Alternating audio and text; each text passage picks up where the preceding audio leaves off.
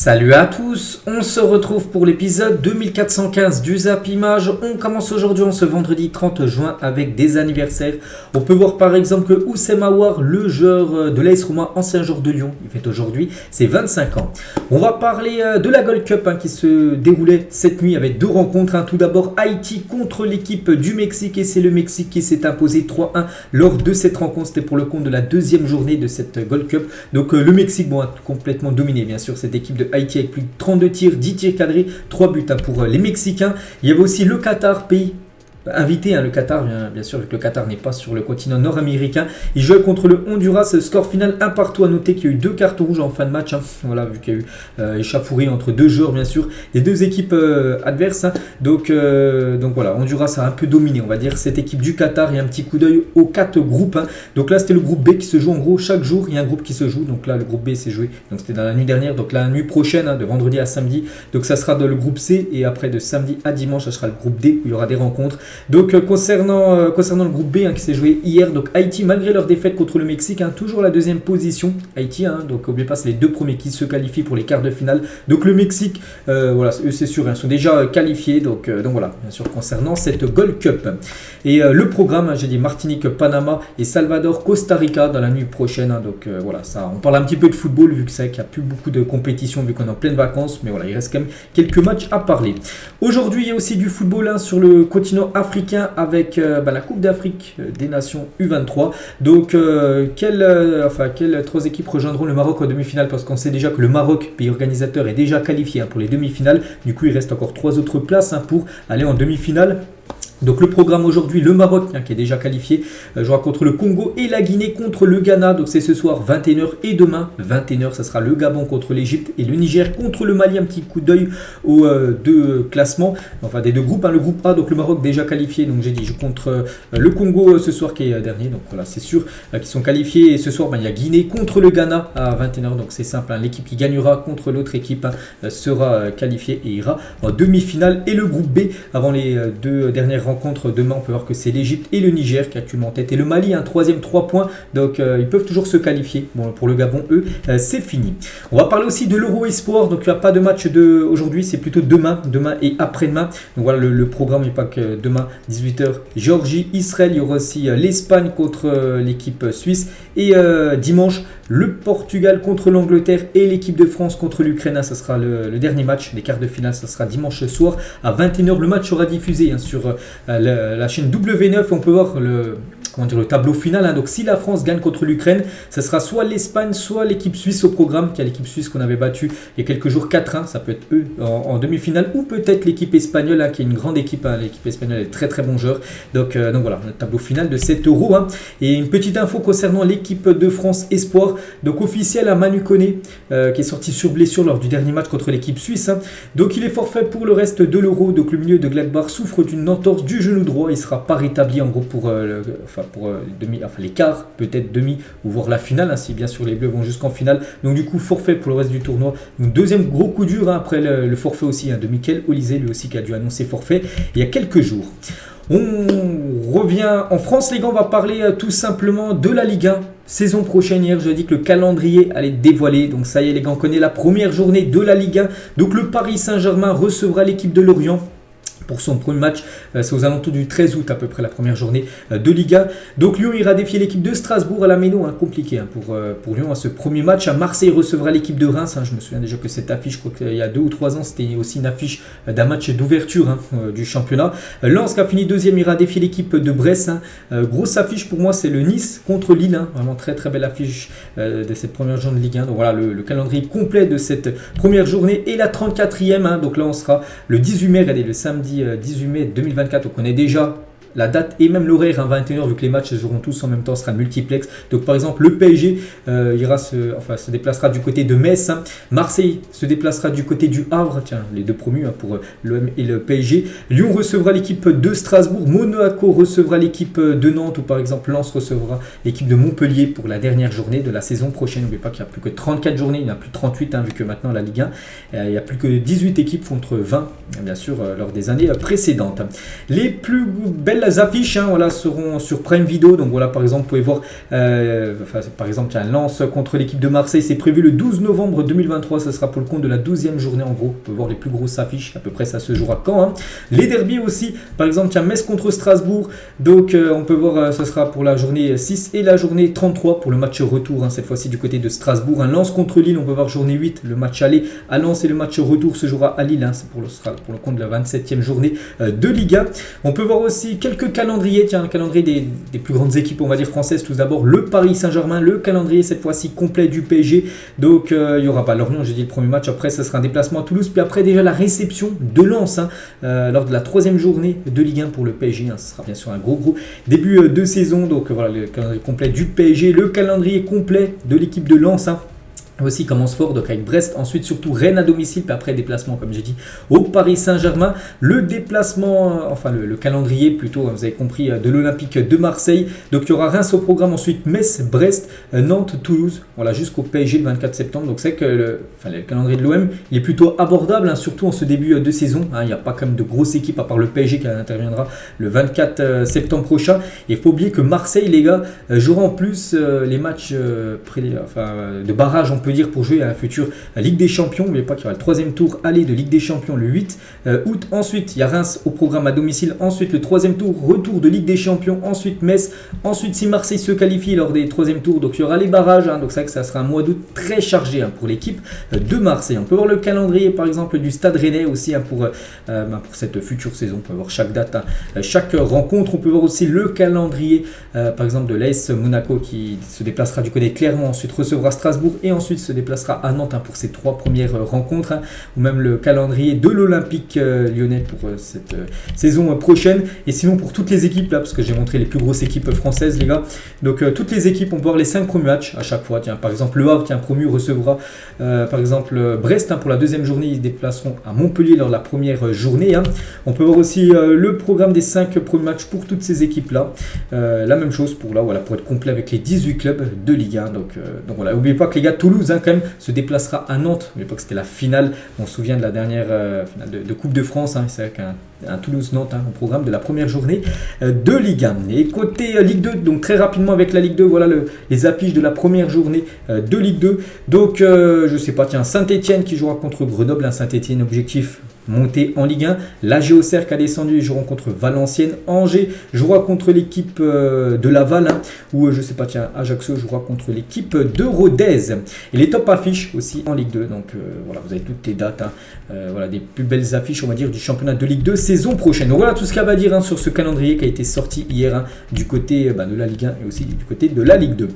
On va parler de la une du journal L'équipe aujourd'hui, le Paris Hernandez. Voilà, c'est Lucas Hernandez qui fait la une en ce vendredi 30 juin. Donc gravement blessé lors de la dernière Coupe du Monde au Qatar et opéré des ligaments croisés du genou droit. Lucas Hernandez, 27 ans, défenseur français du Bayern Munich, passe aujourd'hui sa visite médicale et devrait s'engager 3 ou 5 ans avec le PSG pour un accord estimé à près de 45 millions d'euros. Donc voilà, il y a le Erwigo hier de Fabrizio Romano. Donc aujourd'hui, visite médicale pour Lucas Hernandez. Donc si tout est OK lors de sa visite médicale, peut-être dans la soirée, voilà, ça pourrait être officiel aujourd'hui ou peut-être demain, vu que le PSG, c'est qu'il y a déjà eu quelques joueurs qui ont passé leur visite médicale. Je pense à Asensio, je pense à Ugarte, ils n'ont toujours pas été officialisés par le PSG. Ça se peut que ça soit la même chose pour Hernandez. Il peut peut-être passer sa visite médicale, être officialisée dans les prochains jours, mais voilà, Hernandez va bien rejoindre cette équipe du Paris Saint-Germain, donc aux alentours des 50 millions d'euros avec le bonus.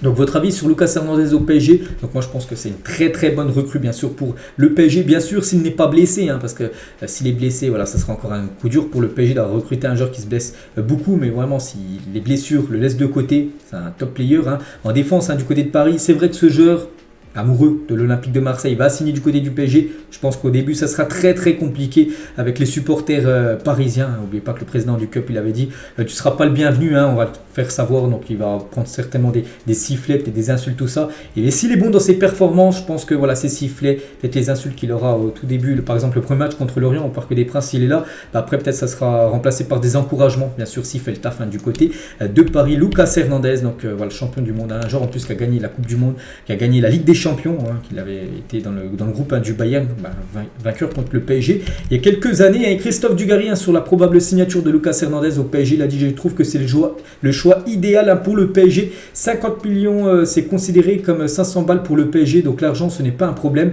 C'est un joueur à la mentalité irréprochable, c'est ce qu'il faut au PSG. Il a connu une saison difficile, mais il ne faut pas l'enterrer. Il est irréprochable au niveau de la mentalité. Il va apporter cette grinta, cette hargne, cette niaque. C'est vrai que c'est toujours été un joueur comme ça, qu'il a toujours mouillé le maillot. C'est vrai que du côté de Paris, souvent on reprochait aux joueurs de ne pas mouiller assez le maillot, et lui c'est vrai que si les blessures, je le répète les gars, le laisse de côté. C'est un joueur qui va mouiller le maillot, qui se donnera à fond de la première jusqu'à la 90e minute. Il n'y a pas des périodes dans le match, il est en dedans, il est toujours à fond, à 100%, bien sûr, Lucas Hernandez. Donc voilà, maintenant on a hâte de voir ce que ça va donner du côté de Paris.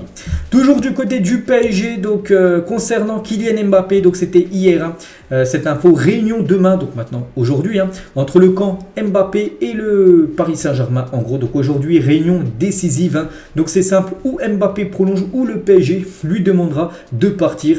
Donc bon, après voilà, il y a encore de nouveau une réunion, mais bon, le PSG doit déjà savoir, parce qu'on sait déjà que Kylian Mbappé ne veut pas prolonger, il a même envoyé une lettre. Donc voilà, aujourd'hui, ça pourrait s'accélérer tout simplement. Le futur de Kylian Mbappé, parce que le PSG devrait de nouveau encore savoir qu'il ne veut pas prolonger. Et du coup, le PSG va commencer à entamer des discussions pour le vendre. Donc en fonction de la décision prise à l'issue de cette réunion, que Mbappé ne devrait pas vouloir prolonger, le Real Madrid pourrait agir si les deux parties ont décidé de se séparer. C'est avec le cas. Et du coup, le Real Madrid pourrait enfin lancer, on peut dire, l'offensive Kylian Mbappé en ce 30 juin. Voilà, ça peut peut-être enfin commencer, on va dire, ce transfert qui pour moi se fera là pendant ce mercato, et tu as toujours avec Kylian Mbappé. Donc après, je sais pas s'il sera là à la réunion aujourd'hui, ça peut être son agent et tout, mais par exemple Mbappé hier a mis des photos sur son compte Instagram où il est en vacances actuellement du côté de Miami. Après il peut revenir du côté de Paris pour avoir cette réunion aujourd'hui, pour se mettre d'accord concernant son futur. Donc voilà quelques photos des vacances de Kylian Mbappé, peut-être tiens au téléphone, pourquoi pas, avec Florentino Pérez, on ne sait pas, et toujours avec Kylian, donc il sait ce qu'il fait, Kylian Mbappé. La dernière story de Mbappé, donc en gros il a mis le calendrier du PSG pour la saison prochaine. N'oubliez pas que Kylian Mbappé, il a toujours dit qu'il voulait rester du côté de Paris, mais bon, le PSG, le club, ne veut pas le garder parce qu'il ne veut pas prolonger, sinon il partira libre. Mais bon, peut-être il sait ce qu'il fait en mettant ça, Kylian Mbappé. Donc petite info de plus concernant Kylian, ça va s'accélérer dès aujourd'hui. Here we go pour Roberto Firmino à Al Ahly. On en parlait depuis quelques jours, ça y est. C'est pas encore officiel, mais bon, voilà, quand il y a le Rigo, c'est quasiment fait. Le Brésilien va s'engager librement jusqu'en juin 2026. Donc aujourd'hui, vu qu'on est le 30 juin, c'est la fin du contrat de Firmino du côté de Liverpool. Donc voilà, il va s'engager peut-être aujourd'hui, peut-être demain du côté de l'équipe de Al Ahly, où par exemple a signé Edouard Mendy là il y a quelques jours. Al Nasser, les gars, identifie un problème au genou d'Hakim Ziyech lors de sa visite médicale. Donc il a passé hier sa visite médicale, Hakim Ziyech, et le problème c'est qu'il a un problème au genou. Donc le club saoudien nous désormais de sa signature. Donc pour l'instant, c'est pas s'il va signer ou non, parce que visite médicale en gros c'est pour voir si le joueur il n'a pas de problème, et en gros la visite médicale, il a un petit problème au genou. Donc pour l'instant ça peut faire, on peut dire, capoter peut-être son transfert du côté de Al Nasser. On en saura beaucoup plus là dans les prochaines heures. Toujours du côté de l'Arabie Saoudite, parce qu'on sait que c'est vraiment le championnat qui recrute beaucoup. Plusieurs clubs saoudiens s'intéressent à Rafinha, le joueur du FC Barcelone qui est pisté, je sais, du côté de l'Angleterre, par exemple Newcastle qui est intéressé, mais aussi du côté de l'Arabie Saoudite, on s'intéresse au joueur Rafinha. Donc affaire à suivre, parce que le Barça, on sait qu'ils ont besoin de vendre pour récolter de l'argent. Et Rafinha, bien sûr, c'est un joueur qui coûte cher et qui peut peut-être être vendu. Mason Mount, les gars, Manchester United, here we go, ça y est les gars, c'est enfin le dénouement, on va dire, du feuilleton Mount. Depuis quasiment un mois, on en parle. On parlait du côté de Liverpool, il y avait une rumeur là, il y a quelques jours du côté du Bayern, mais c'est bien du côté de Manchester United qui va signer. Montant du transfert, environ 70 millions d'euros. C'est pas encore officiel, ça va l'être certainement là dans le week-end, peut-être aujourd'hui. Donc voilà, c'est jeune, en plus, c'est un joueur vraiment que j'adore, moi, Mason Mount. Et je suis très content qu'il aille du côté de Manchester United. Et Chelsea, les gars, qui vend tous ces joueurs là. Chelsea s'en sort bien dans la vente de ces joueurs cet été. Donc Havertz, on a parlé, c'était hier, il a été vendu 70 millions d'euros. Kovacic 30 millions d'euros, Koulibaly 23, Mendy 19, Mason Mount 70 millions d'euros. Ça devrait être de la somme. Ziyech, donc 15 à 20 millions d'euros si ça se fait, parce que Ziyech, comme je dis, il a un petit problème au genou. Donc voilà, il y a pas mal de départs. N'oubliez pas que Ruben Loftus-Cheek aussi, 20 millions d'euros, il va être transféré à l'AC Milan. Bon, Kanté a quitté le club libre, 0 euros. Il y a Spilicueta aussi qui devrait quitter le club. Donc voilà, c'est le dégraissage total du côté de Chelsea. Et Kai Havertz, il y a une nouvelle recrue, pour l'instant la recrue la plus chère, on va dire. Voilà, de Arsenal. Hein. Donc, regardez, il y a une petite photo qu'il a pu mettre sur ses réseaux sociaux. Donc, vu qu'il a pas mal de chiens, en gros, il leur a mis un maillot de Arsenal, hein, son nouveau club, hein, dessus. Et toujours, tiens, avec cette équipe de Chelsea, comme j'ai dit, ils ont beaucoup vendu. Et c'est vrai que si on regarde l'équipe qui avait commencé la finale de la Ligue des Champions 2021, il y a seulement 2 ans, hein, gagné contre Manchester City, il ne reste plus que 3 joueurs maintenant. Donc, Thiago Silva, Reece James et Chilwell. Hein, c'est vrai que tous les autres joueurs ont quitté ou vont bientôt quitter, hein, comme Mason Mount, voilà, qui est même Aspilicueta, on peut voir qu'ils sont en sombre là, mais bon, ils sont pressentis pour quitter, hein, cette équipe de Chelsea, donc c'est vrai que c'est dégraissage total, hein, j'ai dit du côté des Blues. On va parler d'Enzo Lefebvre à Rennes, c'est bouclé en gros, voilà, c'est fait. Montant du transfert, un peu moins de 25 millions d'euros que va débourser quand même l'équipe de Rennes à Lorient pour s'offrir Enzo Lefebvre, donc très bon joueur Enzo Lefebvre, hein, bien sûr. Donc il avait dit de toute façon il y a quelques mois que voilà, il voulait tenter une autre aventure, hein, il voulait avoir un tremplin dans sa carrière, il a dit peu importe, hein, je peux rester en France mais je peux aller aussi à l'étranger, et du coup ben, il reste en France, tant mieux, il reste en Ligue 1, il va normalement du côté de Rennes, hein, voilà, c'est l'officialisation devrait intervenir à tout moment, et lui aussi devrait débarquer du côté de Rennes, hein, 2 très belles recrues les gars, c'est Ludovic Blas, accord total pour Ludovic Blas à Rennes, montant du transfert environ 15 millions d'euros, donc là sur ces 2 joueurs, hein, Rennes va quand même investir 40 millions d'euros, hein, sur Blas et sur Enzo Lefebvre, donc le secteur offensif exceptionnel comme du Stade Rennais la saison prochaine avec Gouiri, Kalimundo, Terrier, Madjer, Doku, on ne sait pas s'il va rester, donc il y a aussi Brahim Salah, et on peut rajouter Ludovic Blas et Enzo Lefebvre, un 2 joueurs comme j'ai dit qui m'arrivent au club, c'est vrai que c'est pas mal, hein, quand même cette attaque, hein, du côté du Stade Rennais. On va parler cette fois-ci de Kolasinac qui est en fin de contrat, tiens, aujourd'hui, le 30 juin, c'est la fin de son contrat du côté de Marseille, et devrait signer la semaine prochaine libre du côté de l'Atalanta Bergame, voilà, il devrait quitter, hein, cette équipe de l'OM, Kolasinac. Leipzig serait très intéressé par El Shaddouei Bichabu, 18 ans, à Sky Sport Deutschland. Hein. Le jeune défenseur central aurait même visité les installations du club allemand aujourd'hui. Donc voilà, encore un joueur du PSG, un jeune joueur, hein, du PSG, parce qu'on sait qu'il y en a pas mal dans le passé qui ont quitté Paris, hein, Nkunku, Coman, Tanguy Kouassi. Donc voilà, maintenant El Shaddouei Bichabu, hein, devrait partir du côté du RB Leipzig. L'Inter Milan va jeter son dévolu sur Davide Fratesi, un jeune joueur de 23 ans, milieu de terrain international de Sassuolo. Tout l'argent d'Arabie Saoudite pour Brozovic financera le transfert de l'Italien. Donc voilà, concernant ce joueur qui devrait débarquer, hein, du côté de l'Inter Milan. On va parler de Al Ittihad, tiens, le nouveau club par exemple de Kanté ou même Benzema. Ils vont s'offrir aussi ce joueur, les gars, ils s'offrent ces pépites, hein, bon, peut-être peu connu vu qu'il joue du côté du Celtic, mais très bon joueur. Donc il s'appelle Jota, donc c'est un joueur portugais, il a 24 ans, il a marqué quand même 11 buts. Et délivré 11 passes D comme cette saison du côté du Celtic, le double 11, hein, pour lui, hein, pour montrer, même si voilà, vous allez dire c'est le championnat écossais, tout ça, je sais pas trop ce que ça vaut, hein, c'est quand même pas mal ces stats là. Donc le joueur veut rejoindre le club saoudien où il pourrait bien sûr augmenter largement son salaire, donc voilà, il devrait débarquer, hein, du côté de Al Ittihad, c'est quasiment le meilleur joueur du Celtic qui va partir en Arabie Saoudite. Brozovic du côté de Al Nasser, here we go, c'est qu'un coup il devait aller à Al Nasser, un coup il devait aller au Barça, ensuite c'était là Al Nasser, ensuite Barça, mais là voilà, maintenant le dénouement, hein, final, parce que Fabrizio Romano dit le Rigo, il va bien signer du côté de Al Nasser, le milieu croate s'engagera jusqu'en 2026, hein. Donc voilà, Brozovic n'ira pas du côté de Barcelone. Toujours tiens, en parlant du Barcelone, peut-être ce joueur pourrait débarquer, hein, du côté du Barça. C'est la pépite Arda Güler. Hein. Donc le Barça, l'initiative de Deco serait très intéressé par le prometteur Arda Güler, donc un jeune joueur de 18 ans du Fenerbahçe. Le milieu offensif a inscrit 6 buts, mais délivré 7 passes D, toutes compétitions confondues cette saison. C'est qu'il est ciblé par pas mal d'équipes, dont le Barça, dont le Real. Je crois qu'il y a aussi des équipes anglaises, hein, même l'AC Milan aussi qui est intéressé. Donc voilà, ce serait pour l'instant le Barça qui serait peut-être, on va dire, en avance, hein, dans le dossier. Sassuolo fait coup double, hein, donc le club recrute Filippo Missouri et Christian Volpato, respectivement défenseurs et milieu de terrain à l'AS Roma. Les 2 joueurs ont 19 ans. Voilà, donc ils débarquent, hein, du côté de cette équipe de Sassuolo. Officiel, Arthur Zagré quitte l'AS Monaco et signe à l'Excelsior Rotterdam. Voilà, petit transfert officiel d'un joueur. Hein. Lui aussi c'est officiel, c'est Ludovic Butel, signe au Stade de Reims, club de sa ville de naissance. Le portier âgé de 40 ans va connaître le 11e club de sa carrière professionnelle qu'il a débuté en 2001. Donc voilà, ça sera la doublure, hein, du gardien Diouf, hein, le gardien de Reims. Donc voilà, Butel, les gars, 40 ans, signe, hein, du côté de Reims. On va parler d'Amin Salama, 22 ans, Angers. Donc il ne veut pas jouer en Ligue 2 en plus. Lui, ça a été quasiment l'un des meilleurs joueurs de Angers. Révélation, après il a été blessé pas mal de temps, je me souviens. Donc auteur d'un début de saison prometteur pour sa première saison en Ligue 1, devrait s'engager avec le Stade de Reims pour environ 4 millions d'euros. Donc en gros, il devrait rester du côté de la première division française.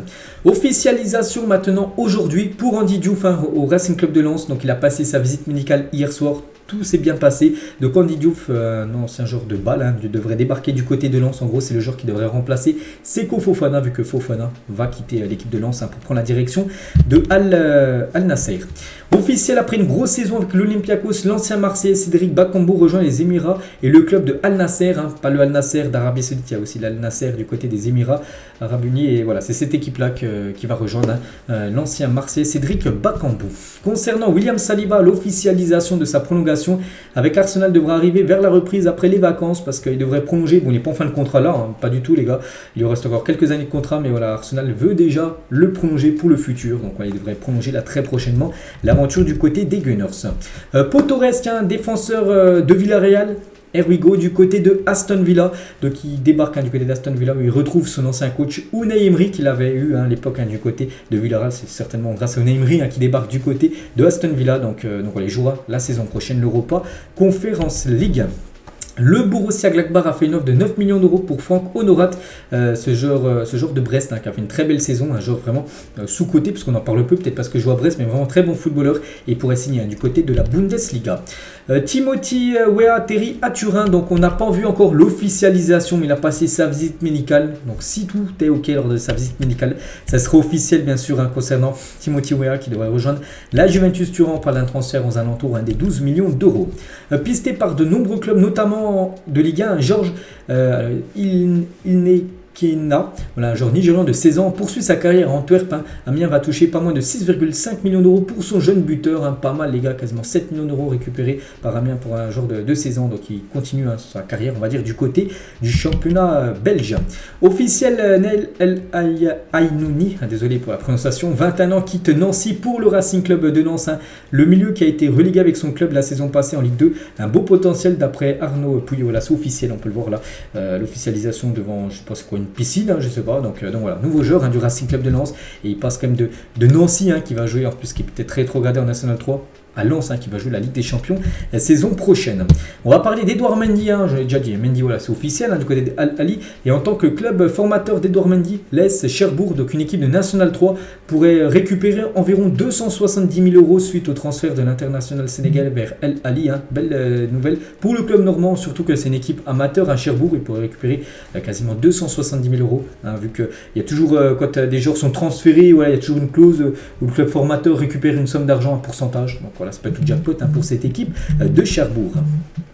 Toujours avec les infos mercato, parce que là ça concerne ça aussi. N'oubliez pas qu'aujourd'hui on est le 30 juin et souvent je vous parle 30 juin, il est en fin de contrat ce joueur ou ce jour-là. Donc regardez tous les joueurs qui sont en fin de contrat. Moi aujourd'hui, hein, par exemple, bon, je ne vais pas tous les citer, mais par exemple Skriniar, hein, bon, qui devra aller du côté de Paris.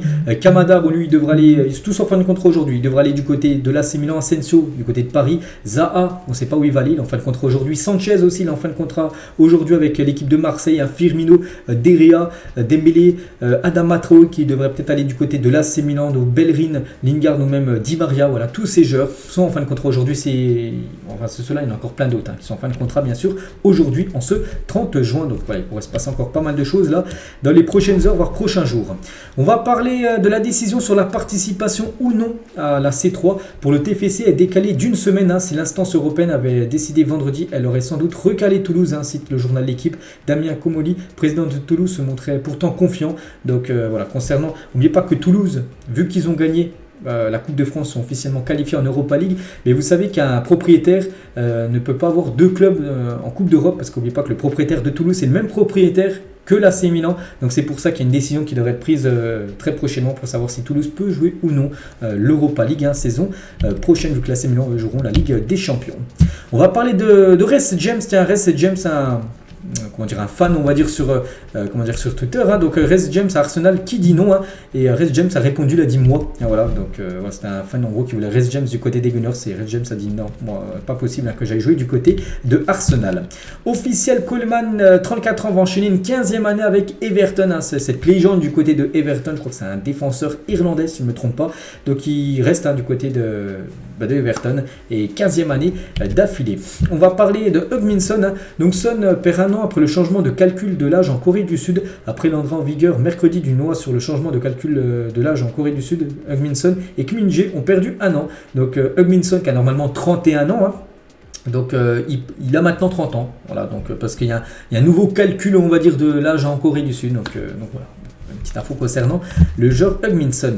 On va parler des matchs de préparation du Racing Club de Lens. On connaît toutes les affiches. Donc il y aura Dunkerque, il y aura Dijon, il y aura Wolfsburg, il y aura Torino, il y aura Sochaux. Il y aura aussi Amiens, donc 6 affiches et surtout la dernière, la 7e affiche qui sera la plus belle, ça sera le 5 août, une semaine avant la reprise du championnat. Ça sera un déplacement du côté d'Old Trafford pour jouer contre Manchester United à Manchester. Donc voilà, cette magnifique annonce se déplacera à Old Trafford le 5 août pour y jouer son dernier match de préparation. Donc par exemple, Varane sera un match spécial. N'oubliez pas que Varane, joueur de Manchester United, jouera contre son club où il a été formé à l'époque, à l'équipe de Lens. Donc peut-être ces deux équipes peuvent se rencontrer, pourquoi pas, en Ligue des Champions saison prochaine. Officiel et 6 chapeaux pour les poules de qualification à la Coupe du Monde 2026. Donc le tirage au sort aura lieu le 12 juillet prochain.